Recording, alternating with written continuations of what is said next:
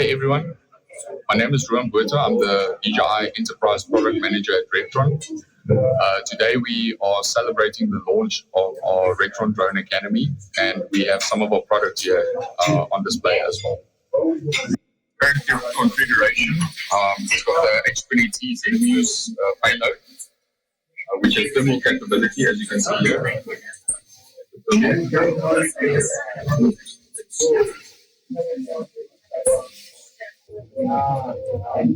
Along with that, there's multiple sensors on this array here. You can see there. So you've got your 200 times zoom lens here. That's your thermal imaging lens. This is a laser rangefinder that can actually measure ranges up to 1.2 kilometers, and also pin it down on the map. So wherever that camera is looking, you'll actually see a pinpoint on the map. So a use case scenario would be to have a ground crew, maybe a security company or a team. You have your Overwatch unit, and you can actually guide your team to apprehend suspects or track suspects in that sense. My name is Kutlwano Khawana. I'm the Chief of People for Rectron. Okay, today we are launching the Drone Academy, the Rectron Drone Academy. This is one of our skills development initiatives. As a player in the tech distribution industry and people that, or a business that is in the space of drones, we felt from a business strategic objective that building drone skills in our country is equally important. We are the first in the industry to launch this academy and focus on developing drone skills. So it's a milestone for us and a proud moment for us as a business. My name is Sam Twala, Managing Director of Aviation Solutions and the CEO of Drone Academy. Let me start here. Aviation it's international. Traditionally it has always been like that, which is why we have International Civil Aviation Organization, which is a UN United Nations body. So all aviation standards come from that international organization. However, with drones, what was different was at a time, to a great extent even now, International Civil Aviation Organization, they are still busy drafting standards, which are not ready yet, for publication as far as applicable to anyone, who wants to operate. So, with that being the case, so what happened? What most countries did, they then drafted their own regulations based on how they see drones being regulated in a particular country, same as South Africa.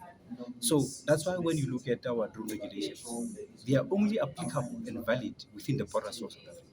They are domestic, meaning a license that you get or issued by a civil aviation authority is not necessarily valid outside the borders of the country, like Botswana, like Zimbabwe.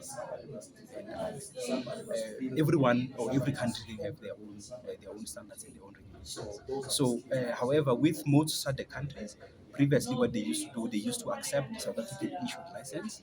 However, they are not necessarily obliged to accept it. So that would be the structure in that sense that our regulations are domestic. License is only valid within the borders of the countries. From a cost perspective, we cannot pull as a business something like this off without partnerships, and that's what we have, I think, done great at as a business.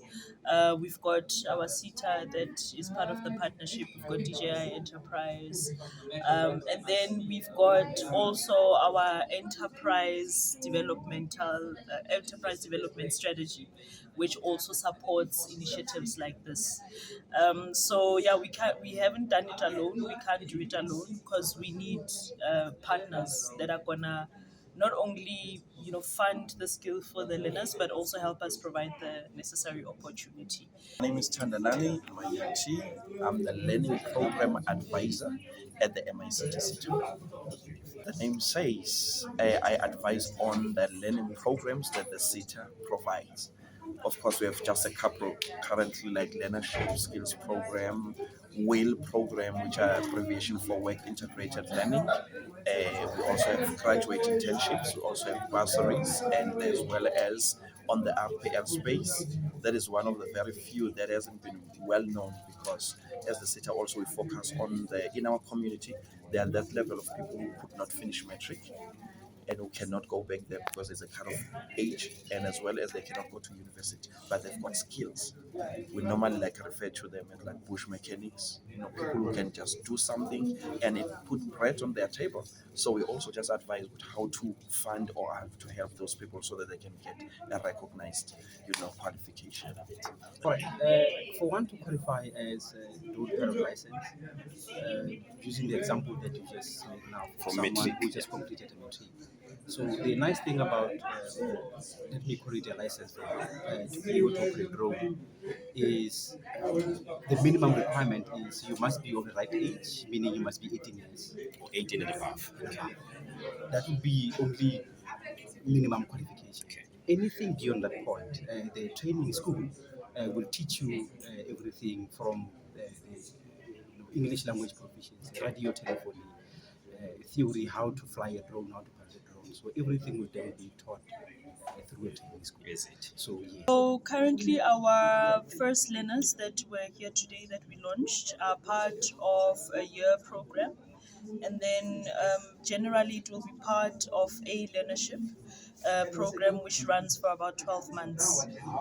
Training from technical skills, drone technical skills, drone piloting skills, and also general entrepreneurial type of skills so that they can, after the program, they can go and have more opportunities to use the skill. First of all, not only after matric, I always say that the system is kind of like failing our youngsters because the SETA information is supposed to be communicated even as early as grade 10 where they are embarking on the career. But the most interesting part, the advantage of the SETA program is that we don't train for the sake of training. We don't operate like the institution where whatever you find in their curriculum, they will train that. And it's none of their business what happens after you got your qualification or graduation. Where the SETA is different. SETA has got 3 core divisions. In fact, we have the SSP, which is a sector skills plan. What they do, they are constantly talking to the industry. So if you think of media, advertising, and ICT, think of all those companies there. SABC, MultiChoice, for whatever. When we talk about media, advertising. So we collect the data from the industry. It's the industry that tells us we have a shortage of skills in this particular whatever. It could be cybersecurity, it could be technician, it could be film and video, because our qualifications, which they are way over 100, now with the inclusion of the latest within the fourth industrial revolution space. So basically, back to your question, the SETA will respond to the industry. For us, when you see a program that is run by the SETA, it's because it is informed by the industry. So that, what does it mean? There is a high level of employability.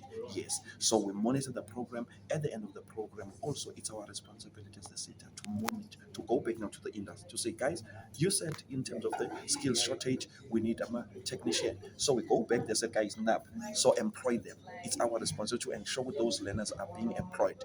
Either they are employed or they are starting their own business, because the nature of the qualification, it gives the person a personal skill. Yeah.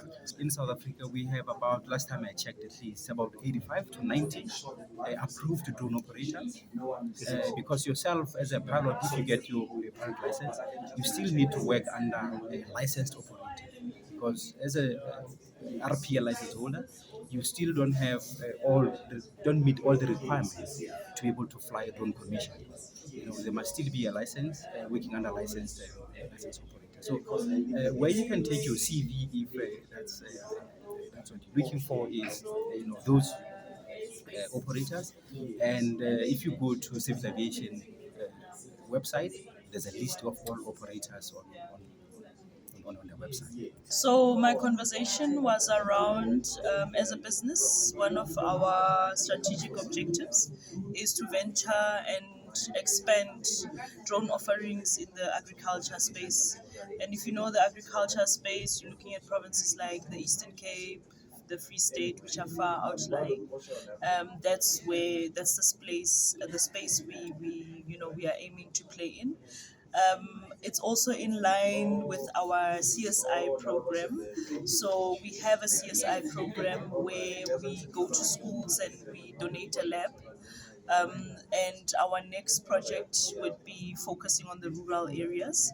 And, part of drone technology and, technology broadly is what we go and showcase with these initiatives and identify opportunities where we can further develop technological skills and exposure for young people in South Africa. The city, unfortunately, our mandate is only on the skills development. We only fund the training. However, in our space, we operate where we operate, and there is a CEDA, owner or CEDA, for those who want to establish or to start our businesses in one way or the other. We refer them to them. There is NYDA in terms of these young people in one way or the other, because they are mandated, of course, to fund those kind of things. But we do facilitate the communication. It's just that in our space, it is not in our mandate, but we ensure that, of course, after that training, we do keep the database and also do the follow-up.